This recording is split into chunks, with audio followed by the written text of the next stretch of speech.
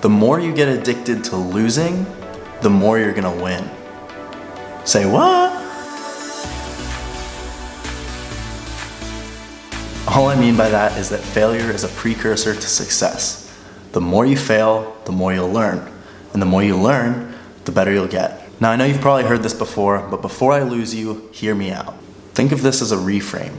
Don't think of losing or getting rejected as a bad thing, because that's where most social anxiety comes from.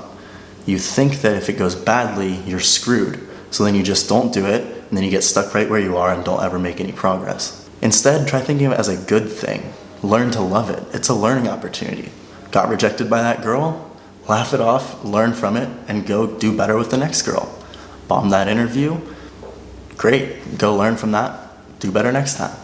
And know that this is not a one-off thing either. You don't just lose once and then win the next time. You just lose a little less badly over and over until you're actually winning.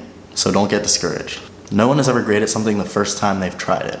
They've failed and learned and failed and learned until now they finally know what they're doing. Kind of like me, right now I'm shooting all these little takes, I keep messing it up over and over and over until I get it right.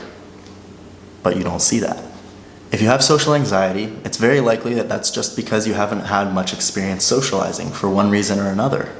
If in your life you had spent 4,000 hours socializing instead of 40, you probably wouldn't have social anxiety because you would have failed and learned so many times that you'd eventually learn how to socialize. It was just the fear of failure holding you back this whole time.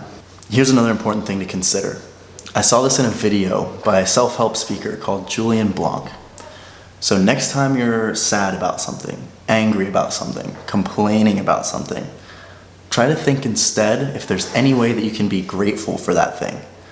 If you're stuck in traffic, for example, instead of being mad about it, how about try being grateful that you even have a car to be stuck in traffic in? Or you hate your boss or hate your job? Be grateful that you even have a job where you can actually hate your boss.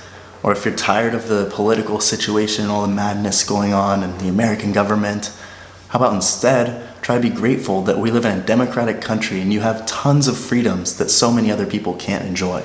Reframing things like this will rewire your brain to see the positive side of things, and that will take you very far. If you get used to this, you can start to reframe the things that give you social anxiety.